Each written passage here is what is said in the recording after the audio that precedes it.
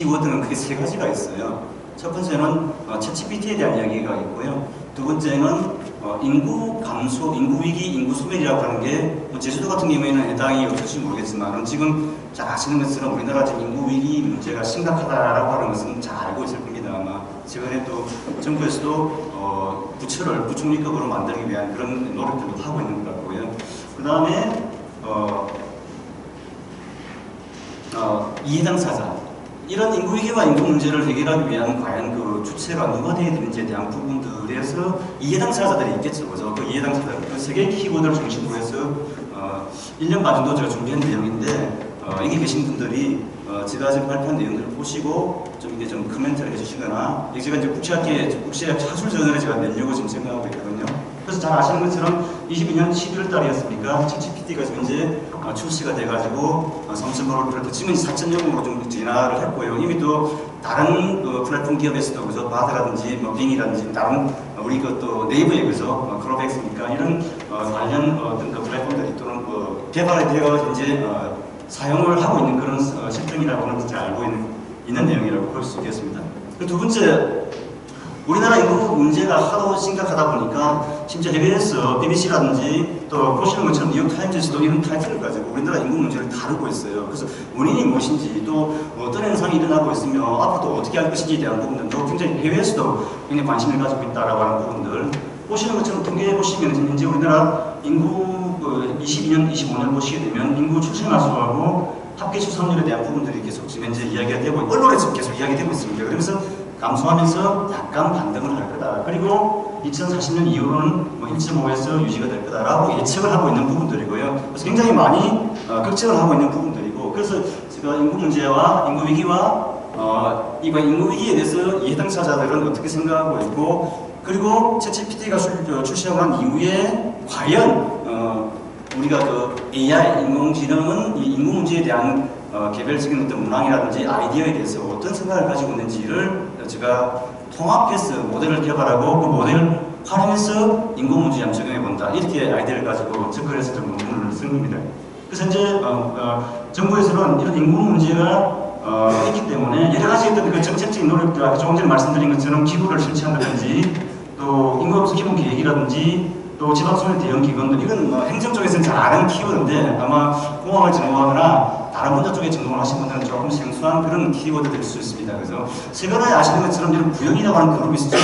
네, 출산율, 자녀를 낳게 되면요 1억을 현금으로 줬습니다. 그래서 그 언론에 나온 거 아시죠, 그죠? 민간 기업에서도 이렇게 출산율을 제고하기 위해서 현금성 지급을 한다는 거죠. 여기에 과연 효과가 있을 것인가? 10명 중에 6명은 아기를 낳고 싶다, 갖고 싶다라고 했다라고 합니다. 그죠? 일단 긍정적으로 보이고 있다라고 하는 부분들이고요. 그래서 이런 정책들이 많이 지금 최근에 22년도, 23년도 개발이 되고 있고 시행이 되고 있는데, 이런 정책들은 상당히 중기적이거나 장기적으로 봤을 때 효과가 있을 수도 있다라고 저는 보는 거고요. 그래서 이런 문제를 좀 단기적으로 해결할 수 있는 방법이 없을까라고 고민을 하던 차에 이런 문제를 포함해서 단기적으로 해결할 수 있는 방안을 좀 강구해보자라고 제가 생각했던 거고, 이걸 이제 논문에 하나의 문제 제기로 제가 이렇게 포함시켰습니다. 구체적으로 보시면 이런 정책들이 이제 시행을 되고 있습니다. 그래서 올해만 해도 지방마다 지방소멸 대응 기금이라고 있어가지고 우리나라 89개 또는 19개입니까? 118곳의 지방소멸 대응 기금이 현재 지원이 되고 있죠. 그래서 올해 같은 경우에는 작년에는 ABCDE로 구분해서 이제 배분을 해주는데, 지금은 올해 같은 경우에는 SADC로 나눠서 이제 지원을 하고 있고요. 또 특별법을 만들어가지고 법적인 부분이라든지 행정적인 부분을 가지고 지원을 해주고 있고, 이 법에 의해서 이렇게 기본 계획을 지방자치단체마다 특히 인구 감소가 되고 있는 그런 지역에 의해서 이런 기본 계획을 수립하게 되어 있습니다. 그 기본 계획을 수립할 때 민간기업이라든지 전문가의 의견을 들어서 시군구에서 인구감소 대응위원회의 심의를 받아가지고 시장 부총장이 지도시장은 행정안전부에 보고를 하게 되어 있습니다. 그래서 제주도 같은 경우에는 아마 기본 계획을 수립을 한 걸로 알고 있습니다. 제주시하고 서귀포시 같은 경우에는. 그리고 고향사랑 기부제, 혹시 여기서 고향사랑 기부제 혹시 기부해 보신 분이 계십니까? 기부하게 되면 500만원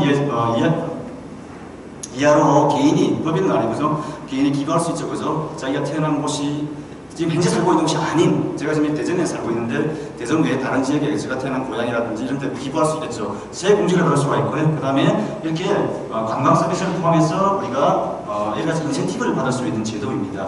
여러분도 활용하시면 되게 좋을 그런 제도가 있고요. 또 지방시대위원회가 대통령 소속으로 출범을 했고요. 또 정부에서 이렇게 이런 발표도 하고 있습니다.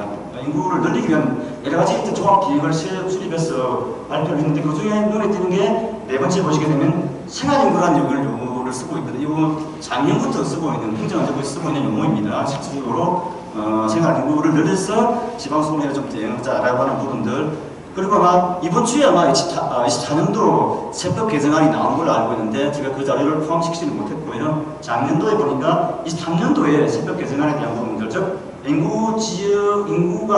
인구라든지 지역의 대응 영향을 강화하기 위해서 출산이라든지 이런 것들에 대해서 대한 지원을 강화하겠다라고 하는 부분들, 그리고 지금 현재 이야기가 되고 있는 부분들 있죠. 외국인 가사도우미, 우리가 여기서 현재 보니까 필리핀의 가정나리사라고 했습니까? 서울에 이제 지금 들어왔죠. 들어와가지고 9월달부터 시범 사업을 하게 됐습니다. 그래서 100명이 들어온 걸 알고 있습니다. 그 다음에 지방은 잘 알겠습니다만 외국인 유학생 유치에 노력을 많이 기울이고 있죠. 여기서 생활인구의 개념이 이렇게 지금 현재 행정안전부에서 이렇게 생활인구의 개념을 이렇게 이야기하고 있습니다. 제가 지금 제주도에 왔지 않습니까? 그래서 자, 여기서 맨 마지막에 보시면 체류인구라고 하는 게 있습니다. 그래서 그 지역에서 자기가 살고 있는 지역이 아닌, 제가 지금 주민등록이 대전으로 되어 있거든요. 근데 저 원래 집은 경기도 화성이에요. 그러니까 4일은 수업을 하고 있는 4일은 대전에 제가 주민등록을 가지고 대전에 살고 있고요. 주말 되면 또 제가 경기도 화성으로 올라가지 않습니까? 경기도 화성은 저한테는 생활인구가 되는 거죠.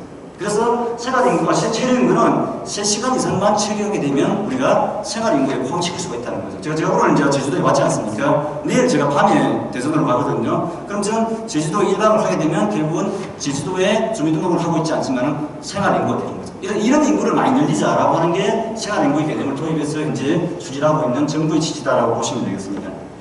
그리고 문화체육관광부에서도 이런 제도를 가지고 설세권이라는 말 혹시 들어보셨나요? 설세권?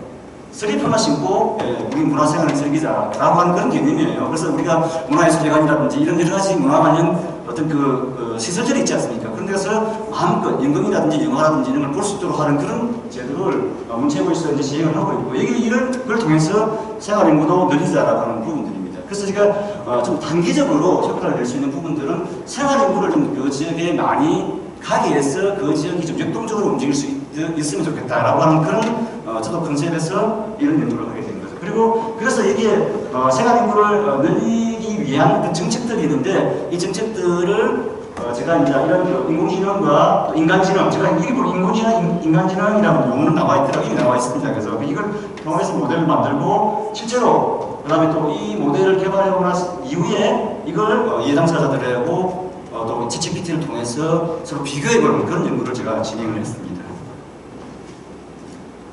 자, 여기서 보면 사회관 이론이 나와 있는데, 보시면 파란색과 빨간색이 있습니다. 그래서 우리 여기 이제 제주도는 입도세를 갖고 있습니까? 혹시 제주도에 계신 분이 계시나요? 제주도에 계신 분? 혹시 관광세 내지 입도세를, 제주도에 타지에서 오신 분들이 입도세를 내고 있나요? 안 내고 있습니까? 제가 왜 확인까지 못 해봤는데, 이게 이제 우리가 입도세라든지, 무태에 있는 사람들이 제주도를 갔을 때, 예를 들어서 10,000원, 20,000원 더 내라. 제주도에 하도 많은 사람들이 와가지고, 오버 투어리즘이 일어나가지고, 과잉관광이 일어나가지고, 제주도가 농사를 앓고 있다라고 해서 우리 입도세를 받겠다라고 하나의 이슈가 나오잖아요. 그 이슈에 대해서 분명히 찬성하는 집단이 있을 것이고, 반대하는 집단이 있겠죠. 그래서 찬성하는 집단은 입도세를 받아보면서 그 지역 경제 활성화라든지 여러 가지로 도움이 된다라고 생각하면 당연히 그런 정책을 지지하겠죠. 이게 이제 지지할 것이냐, 그렇지 않을 것이냐에 관한 그런 이론이 우리가 사회관 이론으로 볼 수 있고요. 그 다음에 챗GPT하고 관광에 관련된 연구를 쭉 살펴보니까 이런 연구들이 진행이 됐습니다.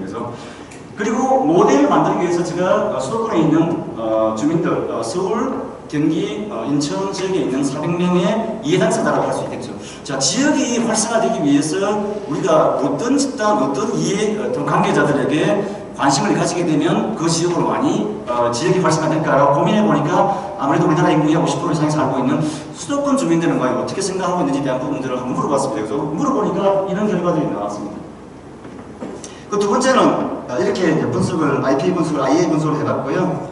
두 번째는 또 수도권 주민 중에서 50% 이상 또 거주하고 있는 지역 주민들이 경기도민이죠. 경기도민하고 그리고 실제로 인구 5만 명 정도가 되는 경상북도 예천 있죠. 경상북도 예천군하고 예천군에 있는 국민들 있죠. 그래서 맨 단위의 이장이라든지 공무원들 그리고 우리 학교에 있는 학생들 그 세 집단을 또 대상으로 해서 또 이렇게 분석을 해서 이런 문항에 대해서 분석을 해보니까 또 집단 간에 좀 차이가 나타났다라고 하는 부분들에 대한 연구도 같이 하면서 그러면서 이제 이번에는 이제 챗GPT에게 물어본 거죠. 그래서 22년도 11월달에 출시가 되고 난 이후에 제가 문항을 개발하는데 42개 문항을 개발하는데 한 3개월이 걸렸거든요. 그 문항을 똑같이 서울, 인천, 경기, 예천국민, 대학생, 챗GPT 6개 집단에게 똑같은 문항을 가지고 물어본 거예요. 자, 챗GPT에게는 2023년 4월달부터 물어본 겁니다. 이렇게 물어본 거예요. Q&A를 한 거죠. 3.5를 쓰고 있으면 아직까지가 3.5를 쓰고 있는데 써보시면 이렇게 물어보고 얼마나 중요하냐? 챗GPT는 4 정도 중요하다. 얼마나 효과가 있을 것인가라고 물어보니까 뭐 3 정도 효과가 있을 것이다. 하고 챗GPT가 얘기했던 그 결과들을 이렇게 결과를 낸 겁니다. 일부분만 지금 보여드리는 거죠. 그죠? 42개 문항을 가지고 지난 23년 4월달부터 올해 5월달까지 총 8번에 걸쳐가지고 똑같은 질문을 아까 나와있죠. 똑같은 질문을 8회에 걸쳐가지고 한 문항을 가지고 8회에 걸쳐가지고 42개의 문항을 물어본 거예요. 물어본 그 값들의 평균이 나와있는 거예요. 이런 값들에 대해서 과연 우리 그 인간들은 우리 이해당사자들 있죠. 여러분들은 전문가라고 할 수 있는데 과연 이 챗GPT의 결과를 우리가 어떻게 수행해야 될 것인가에 대한 부분들을 제가 여러분들에게 보고 싶은 거예요.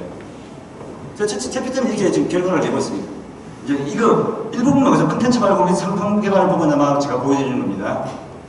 그래서 제가 이 모델을 만들어봤습니다. 모델을 왼쪽 부분은 이해당사자, 사회교양 이론을 가지고 모델을 만들어봤고요. 오른쪽이 챗GPT예요. 그래서 여기 오른쪽에 보시면은 챗GPT에게 Q&A를 하지 않습니까? Q&A를 하는데 질문을 하고 한 번만 물어본 게 아니라 8회에 걸쳐서 물어봤다. 그리고 앞으로도 더 물어볼 수 있겠죠. 그죠? 그리고 챗GPT만 활용할 게 아니라 바스라든지 빙이라든지 이렇게 각죠? 그걸로 물어볼 수도 있고요. 그 다음에 측정 횟수라든지 또 집단을 가지고 지금 이거는 저 혼자 한 챗GPT하고 대화를 하는 거예요. 그죠? 근데 집단을 가지고 한 클래스에 제가 할 거예요. 다음 학기에 학생들에게 50명의 학생들을 제가 수업을 하게 되면 학생들에게 저 아이디를 주면서 50명 학생들에게 똑같은 질문을 한번 해보게 하는 거죠. 그러면 과연 50회의 질문이 답이 어떻게 나올 것인가도 좀 궁금하더라고요. 그렇게 한번 해보려고 합니다. 그래서 우리가 좀 이게 신뢰성을 높일 수 있는 방안이 있다면 좀 해보면 좋겠죠. 그래서 이렇게 모델을 만들어봤고요. 그 다음에 이제 연구 모형을 보시는 것처럼 이렇게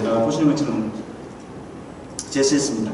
그래서 분석 결과 이거 오분이 됩니다. 그래서 보시면 이렇게 분석 결과가 나왔는데 빨간색이 세 집단이라고 할 수 있는 경기도민과 예천군민과 또 대학생 그게 하나의 그룹이에요. 소위 이해당사자라고 할 수 있죠. 그 다음에 나머지 한 집단은 챗GPT 8번에 걸쳐서 나온 그 결과이죠. 이거 두 개를 구분해서 중요도하고 효과성을 물어보니까 빨갛게 되어 있는 부분 있죠. 빨간색으로 되어 있는 부분들은 챗GPT하고 이해당사자들 간의 인식 차이가 있더라라고 하는 거죠.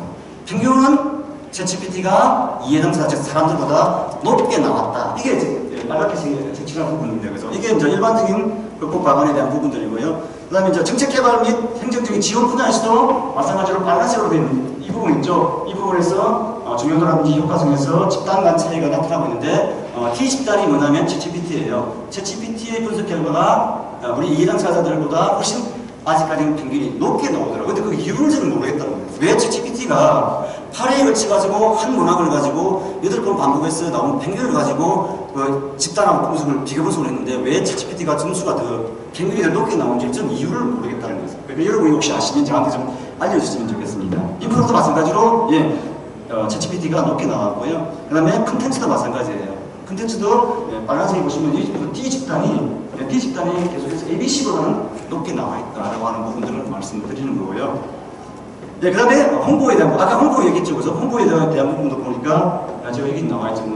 SNS, 파워블로그, 인플루언서는 현재 A집단보다는 경기도민보다는 BCD가 더 높게 나왔고요. 나머지 합동평가라든지 또 여러 가지 활성 호수자라든지 또 모니터링 연구에 대한 부분들, 이 부분도 보면 주로 D가 챗GPT가 더 높게 나왔다 이렇게 볼 수 있겠습니다. 네, 결론을 보니까 제가 예천 국민들을 대상으로 해서 한 160명 구성을 해보니까 공무원 집단보다는 일반 국민들이 인식이 더 높게 나왔고요. 또 경기도민, 서울시민, 인천 시민보다는 대학생들이 더 높게 나왔고요. 또 대학생들보다는 더 GDP가 더 높게 나왔는데 저는 그 이유를 모르겠어요. 여러분이 저에게 코멘트를 해주거나 답을 좀 주시면 좋겠습니다. 이상으로 발표를 마치겠습니다. 고맙습니다. 네.